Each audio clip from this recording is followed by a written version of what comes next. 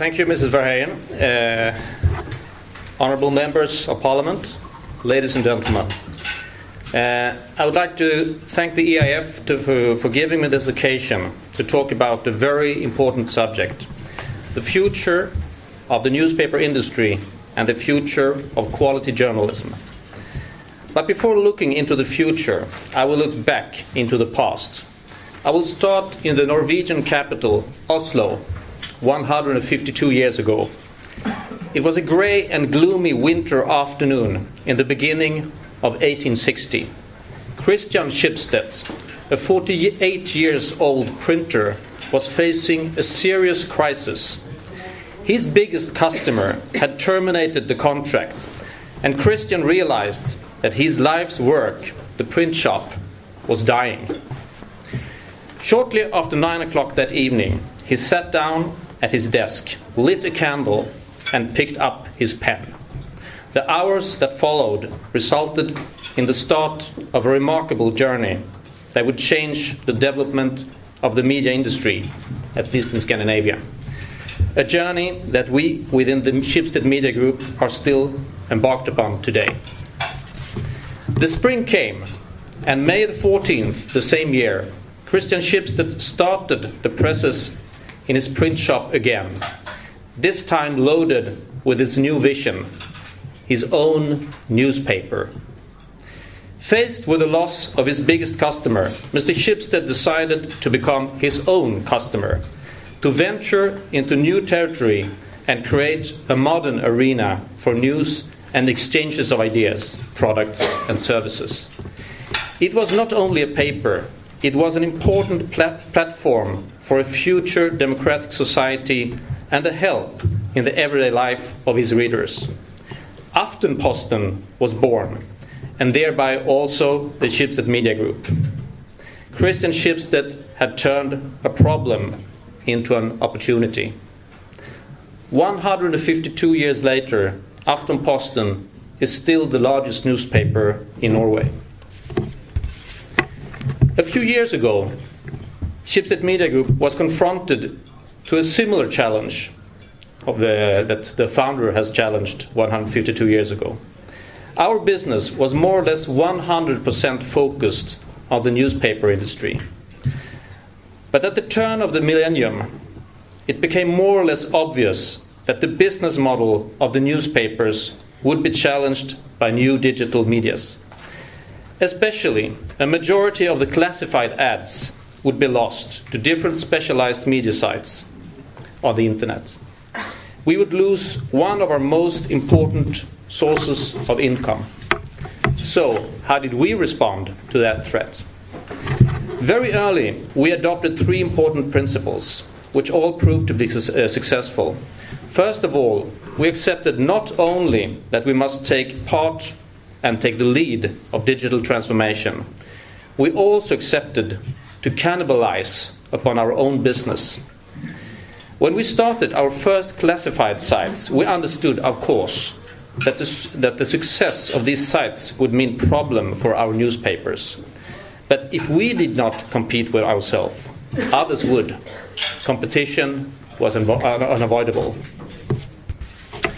The second principle was to accept that everything could not be invented in-house.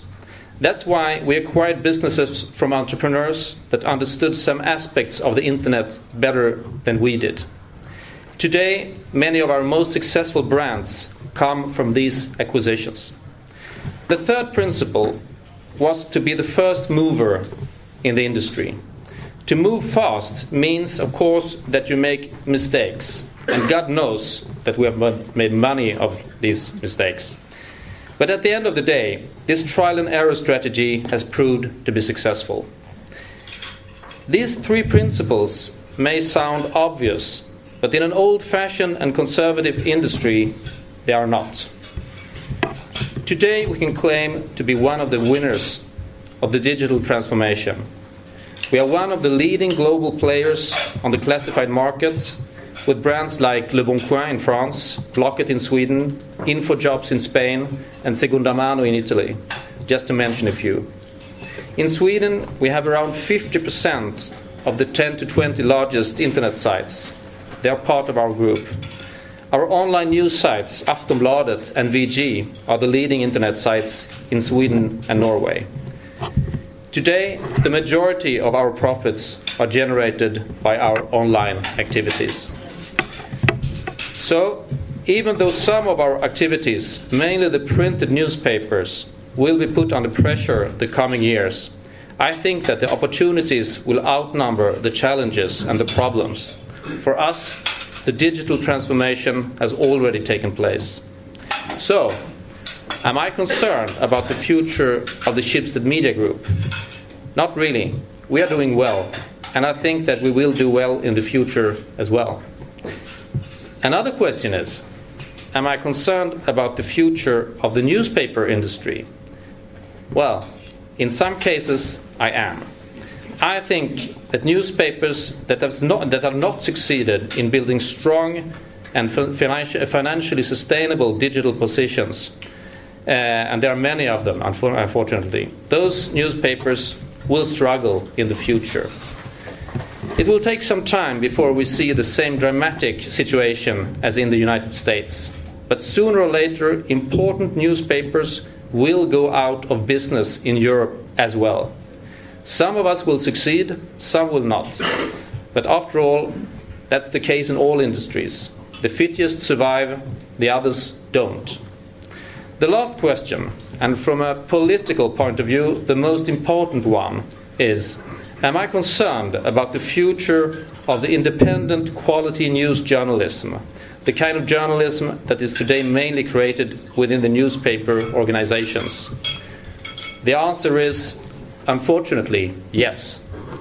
It will be a challenge to preserve independent quality journalism, and even more, to preserve the diversity of journalism in the media industry. As journalism is an important part of the democratic society in Europe, diversity is probably as important as quality in journalism. Diversity in media makes the democracies even more democratic. I would argue that the threat is real and it's coming closer. Most of Europe's most important newspapers are not even close to have a reliable way of being profitable in a purely digital business. Sometimes I hear people argue that long term this does not really matter. Internet, and more specifically the social medias, will add so much information and diversity of information, so the need of the so-called old media will diminish. Look at the Arab Spring, they say. It happened thanks to Facebook, not thanks to the Times or Le Figaro. I think that they are both right and wrong. What we can see today is a very interesting interaction between the social medias and the traditional providers of news and journalism. The social medias are a great tool for the news sites, for the news sites, but the news sites are also making the social medias better and more interesting. Facebook is fantastic, but Facebook will never replace Le Monde or Frankfurter Allgemein. There will always be a need for independent quality journalism. Some argue that internet is an opportunity for journalism, as distribution has become much cheaper. But we must not forget that quality journalism is extremely expensive to produce. And if you can't afford to produce something, there's really no point in having cheap distribution. Of course, so if quality journalism is under pressure, and we agree that this is a problem, what can we do about it? Of course, we, the people working in the media industry, can do lots of things. User payment on our online news sites, it's obviously one possibility. New innovative advertising solutions is another one. In our group, we are testing lots of different business models, and many of them have proved to be successful. Conservatism is not the answer. To promote change is the best way of preserving the important values of our industry. So there is a lot we can do. But at the same time, we must have a political and legal environment that makes this possible. This is not always the case, and I will mention a few examples. First of all, I would like to mention the copyright issue.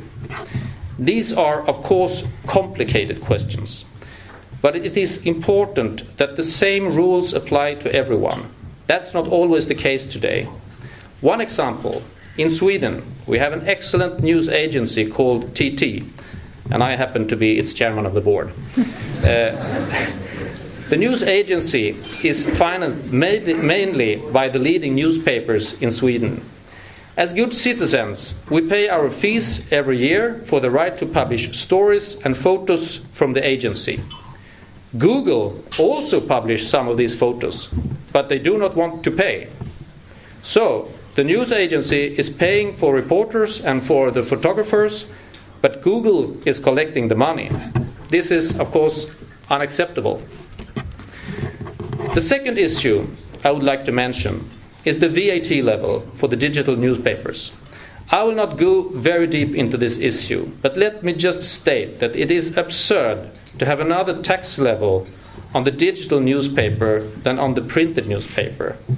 The tax laws are today delaying the transformation of the news industry in a very destructive way.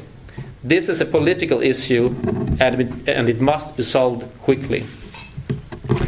The third and last issue I would like to mention is the role of the public service. Let me first make it very clear that I am a strong supporter of public service. I think it has an important role to play in the diversified media landscape. But if we give the public service companies the right to do more or less what they want to, and if we let them unfairly compete with the products of the free market, then long term, this will result in a concentration of the media industry, not diversification. I will give you one example. One of our most important sites in Sweden is a weather site, klart.se. The weather is always nice on klart.se. It has one important competitor called yr.no. This site is not run by one of our Swedish competitors. It's not even run by Yahoo or Google. It is run by the Norwegian Public Service Company. I think that the Norwegian Public Service Company has many important roles to play, but that of competing on the Swedish weather site market is not one of them. I hope that these political issues will be solved. Free and independent journalism is essential for promoting democracy and cultural values in our societies. As a comparison, the film industry has special EU rules on the basis of its cultural importance. The same should be done for our industry, so it can continue turning challenges into opportunities in the future. All in all, I am quite optimistic. Many newspapers will probably disappear the coming years, and that's sad. But if we take the right decisions today, I think that tomorrow we will still have a critical mass of free and independent journalism in Europe. This is worth fighting for. If we give up the free and independent journalism, we give up one of the pillars of the modern democratic European society.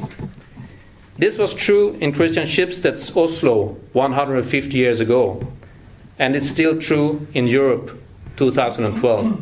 Thank you.